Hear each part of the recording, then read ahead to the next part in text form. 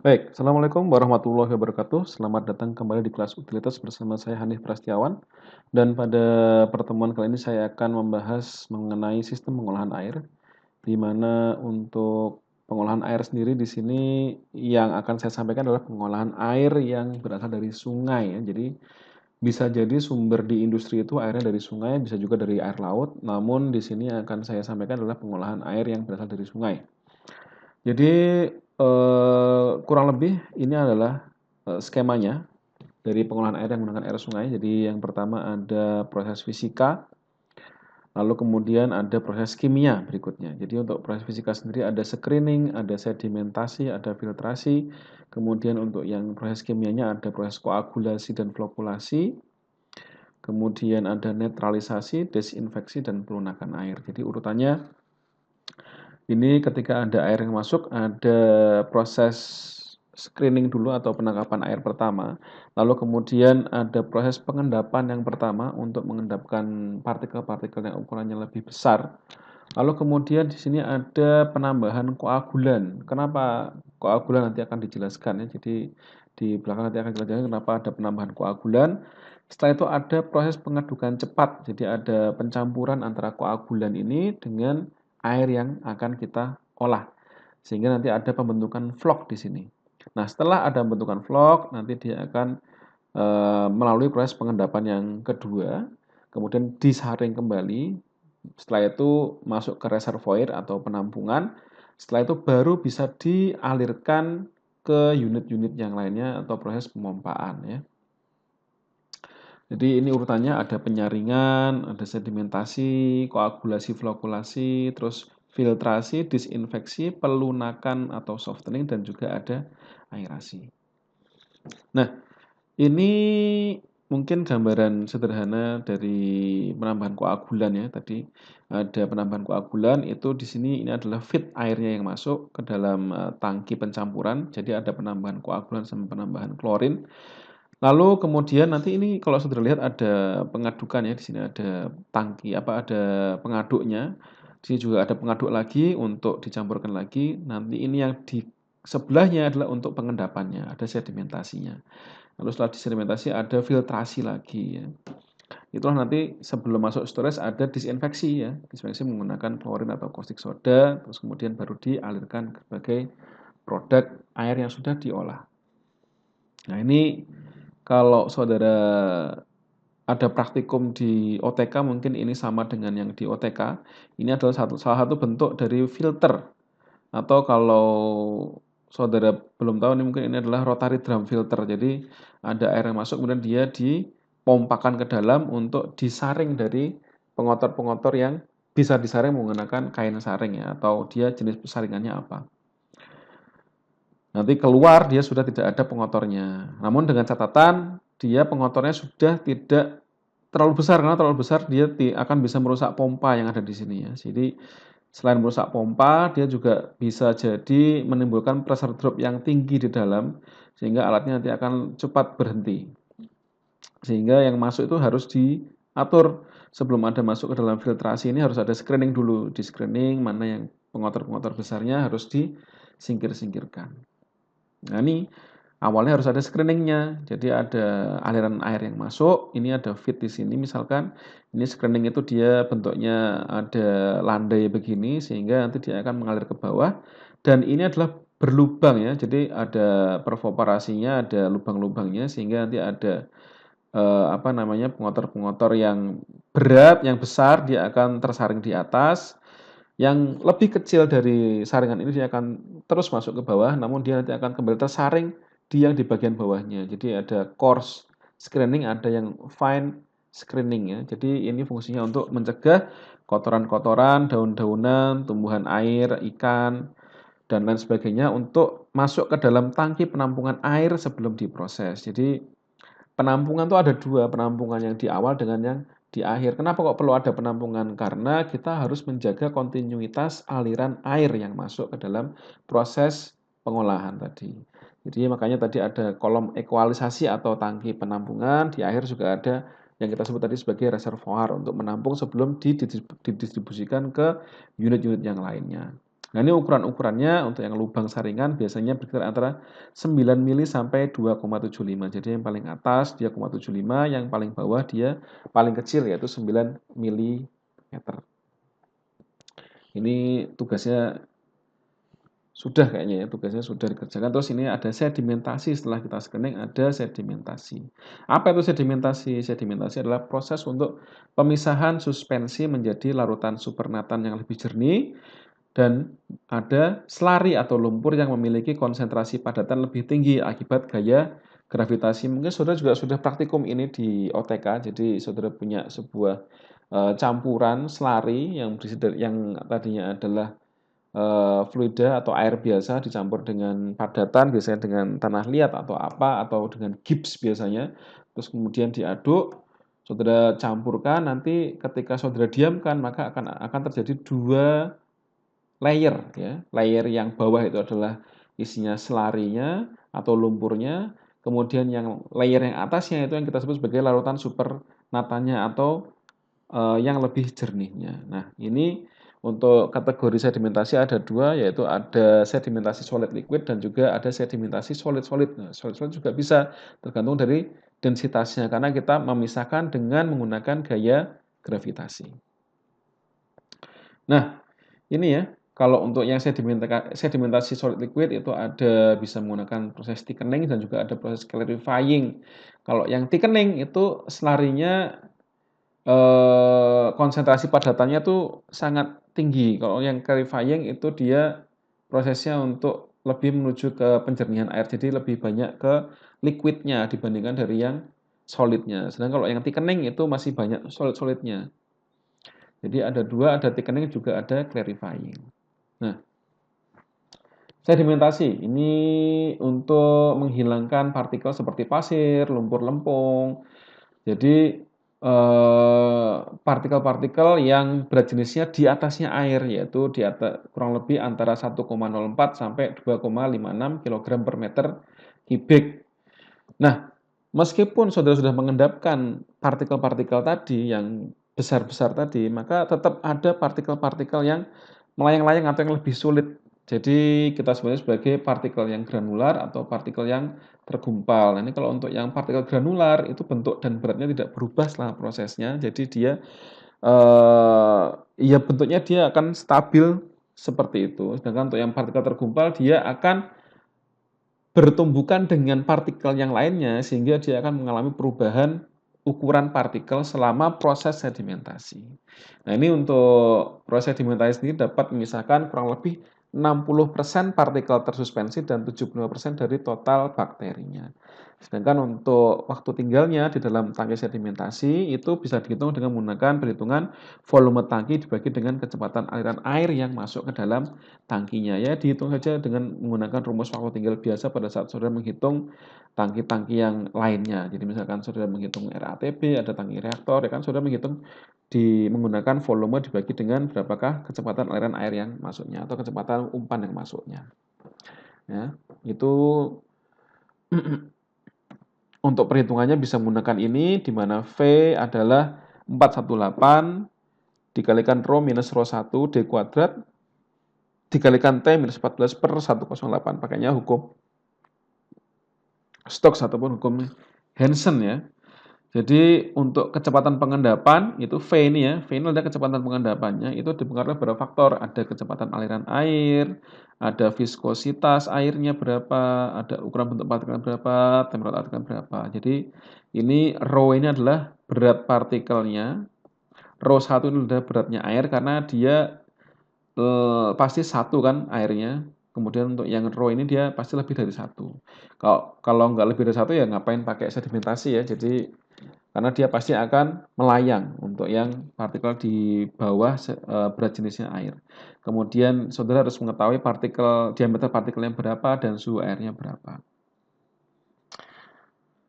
Nah, ini untuk perhitungannya menggunakan rumus Stokes ataupun Hansen.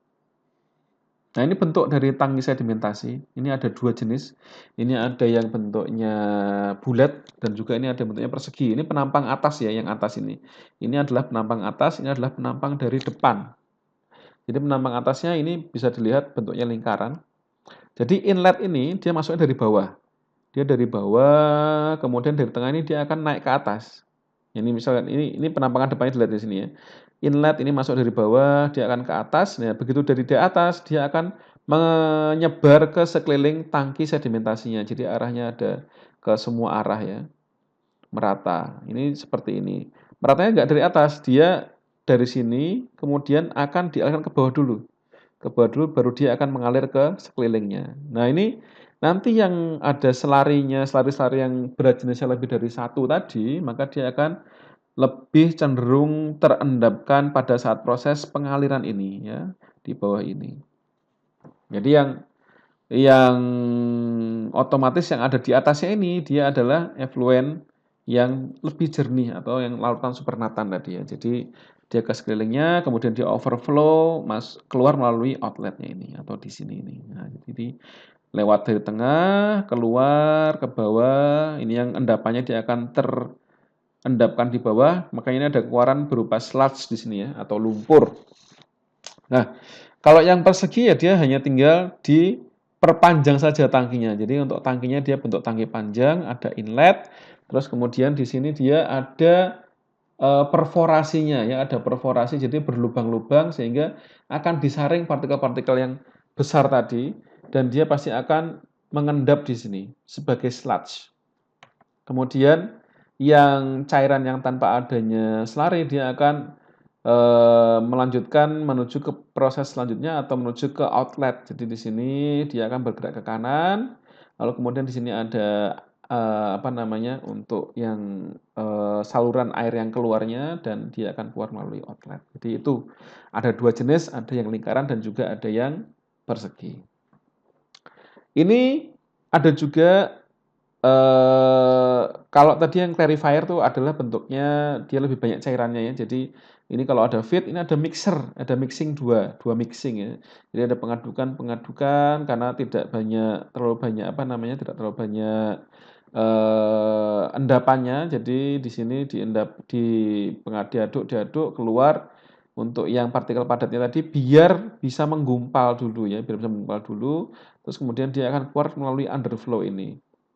Yang bersihnya dia akan masuk pada clarification zone ini dan keluar pada overflow. Ini keluarnya dari sini. Ini untuk yang padatan, untuk yang selari-selarinya ya. Ini bentuk yang lain lagi. Ini sama apa namanya? Prinsip kerjanya sama ya. Prinsip kerjanya sama. Feed itu yang penting dia dialirkan selama mungkin di dalam tangki sehingga ada waktu yang cukup untuk mengendapkan padatan-padatan yang tercampur pada fluida tadi yang masuk bersama dengan air yang masuk ke dalam proses. Jadi intinya gimana caranya atau bagaimanakah desain yang harus saya buat agar padatan yang masuk itu semuanya terendapkan, keluar itu sudah nggak ada padatan yang ikut. Ya. Jadi gimana caranya biar lumpur-lumpur yang ikut itu dia terendapkan pada proses sedimentasi. Ini juga ada beda lagi, ada thickener. Ini bentuknya lebih dalam ya. Kalau yang thickener itu lebih dalam karena dia ada banyak padatannya. Jadi padatan masuk ini pasti dia akan lebih dialirkan ke bawah sehingga yang padatannya dia akan turun ke bawah. Yang bersih dia akan ada di atas di clarification zone dan keluar melalui outlet. Sama, semua sama. Feed, kemudian langsung ditambah flokulan kalau di sini melahan sedimentasinya. Jadi ada ditambahkan dengan flokulan, diaduk, kemudian terjadi pembentukan dari tadi gumpalan-gumpalan tadi keluar lewat underflow untuk yang padatannya, untuk yang liquid yang jernihnya dia akan keluar melalui overflow ya. Kenapa kok harus overflow? Karena kalau yang overflow dia otomatis sudah jernih, isinya hanya air. Kalau yang dia masih bercampur dengan padatan, dia pasti akan masih ada di tengah-tengah. Dia masih berproses untuk memisahkan diri dari padatan yang harus kita pisahkan. Ini juga sama ya. Kalau ini dia dari sini feed, terus kemudian di sini ada bentukan sludge-nya ya di sini bentukan sludge-nya, terus kemudian yang bersih di atas. Ini ada pengadukannya nih, ini ada pengadukan. Terus kemudian di sekelilingnya yang padat, yang lumpur-lumpur tadi akan ke bawah, kemudian dibuang lewat bawah. Yang bersih ada di atas atau di overflow-nya ini. Nah, Ini adalah untuk mendesain tangki sedimentasi ini ada beberapa hal yang perlu diperhatikan. Ya, ada jenis dan bentuknya, saudara membuat yang tadi yang lingkaran atau yang persegi panjang. Kalau misalkan tempatnya memadai, ya mungkin untuk yang lebih efektif biasanya lebih panjang ya. Kalau saudara butuh yang banyak padatannya dan terus diendapkan, biasanya lebih efektif itu yang pakainya yang bentuk yang lingkaran. Ya bisa kita buat menjadi lebih dalam atau lebih tinggi tangkinya. Kemudian kapasitasnya berapa, waktu tinggalnya berapa, cara pengambilan lumpur dari baknya seperti apa, itu yang perlu diperhatikan. Nah ya, jenisnya ada segi empat atau kubus, ataupun radial, ataupun vertikal. Ya, radial yang vertikal tinggi. Kemudian yang paling sering dijumpai ya bentuknya segi empat, ya, dengan air horizontal dengan panjang tidak lebih dari 4 kali lebarnya. Ya. Makanya lebih umum pakainya yang segi empat karena dia lebih efektif untuk memisahkannya, lebih jelas untuk menghitungnya itu padatan yang kita pisahkan dari inlet ke outlet itu butuh berapa itu bisa kita perhitungkan. Nah, ini untuk desain tangga sedimentasi rumusnya cukup menghitung waktu tinggalnya saja, di mana perhitungan adalah LBD, di mana L adalah panjang, lebar dengan dalamnya dibagi dengan F atau kecepatan aliran volumetriknya berapa atau debit ya. Jadi waktu tinggalnya adalah volume dibagi dengan debitnya atau kecepatan aliran volumetriknya. Nah, jadi ini rentang waktu yang biasanya digunakan untuk mendesain tangki sedimentasi. Jadi waktu tinggal itu antara 2 sampai 8 jam, terus kemudian kedalaman baknya itu sekitar antara 3,5 sampai 6 meter dan lebarnya adalah 12 meter. Nah, sekarang tinggal panjangnya yang saudara tentukan. Berapa ini? Kalau saudara mau tempatnya terbatas kan jadinya saudara harus mempertimbangkan. Berapakah kecepatan alur volumetrik yang saudara pakai agar dengan panjang yang ada itu sudah cukup bisa mengendapkan semuanya. Ini ya, T sama dengan D dibagi dengan V. Nah, ini kalau di tangki sedimentasinya sudah ditambah dengan koagulan. Jadi pengaruh bahan kimia sebagai koagulan juga besar dalam tangki sedimentasi. Karena koagulan sendiri itu kita membutuhkan kurang lebih 50% dari debit atau kebutuhan air yang ada. Jadi saudara misalkan saudara punya airnya 100 liter ya, koagulannya itu minimal 50 liter. Ya. Jadi makanya di sini disampaikan kalau kapasitas bisa naik hingga 50%. Jadi kalau misalkan tanpa bahan kimia itu cukup 500 liter per jam per meter kubik per meter persegi, tapi kalau dengan bahan kimia bisa sampai 1000 sampai 1250 liter per jam meter kubik. Ya. Nah, ini kedalamannya bisa lebih daripada yang tanpa bahan kimia. Tadi kalau tanpa bahan kimia kan lebih singkat, maaf. Kalau tanpa kan dia akan lebih lama proses pengendapannya. Sedangkan kalau pakai koagulan dia akan lebih mudah mengendap karena dia yang partikel-partikel yang kecil-kecil itu ditambah dengan penambahan koagulan dia akan menempel satu sama lain sehingga dia bisa meningkatkan beratnya dan dia akan lebih mudah terendapkan. Nah, makanya kedalamannya itu bisa lebih pendek daripada yang kedalaman tangki sedimentasi dengan tanpa menggunakan bahan kimia. Tadi yang tanpa bisa antara 3 sampai 6, kalau yang dengan koagulan hanya cukup 2 sampai 3,5 meter. Ini tadi koagulasi dan flokulasi. Apa itu koagulasi flokulasi? Jadi koagulasi itu adalah proses penambahan zat kimia yang dapat menetralisir muatan dari partikel-partikel halus yang sulit mengendap, ya, sehingga memungkinkan partikel untuk dapat bersatu membentuk partikel yang lebih besar ukurannya. Kemudian setelah koagulasi pasti ada namanya proses flokulasi. Jadi koagulasi itu penambahannya. Kemudian flokulasi itu adalah penyatuan partikel-partikel menjadi flok ya. Jadi ada bentuknya gumpalan-gumpalan tadi, pembentukan gumpalan dengan proses pencampuran fisik. Nah, ini biasanya di flokulasi itu ditambahkan dengan mixer. Ya. Ada mixernya. Koagulasi biasanya juga dibantu dengan mixer diaduk agar kontaknya lebih besar antara si koagulan tadi dengan air yang akan kita olah.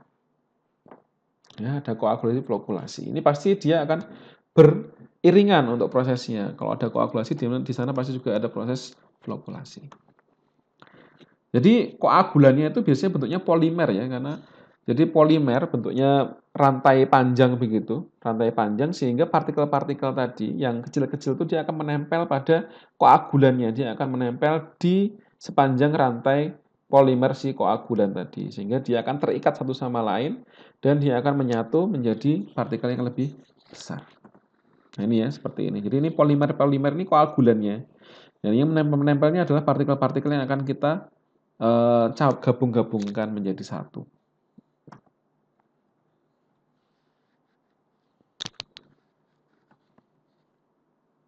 Nah, ini ya, fungsi koagulasi dan flokulasi.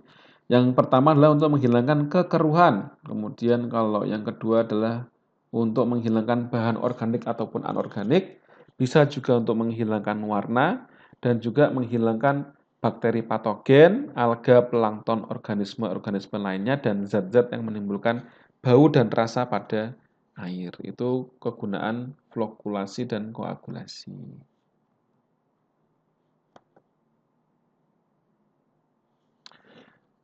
Mungkin untuk pengolahan air sampai di sini dulu. Nanti selanjutnya saya akan sampaikan pada video yang berikutnya. Terima kasih. Assalamualaikum warahmatullahi wabarakatuh.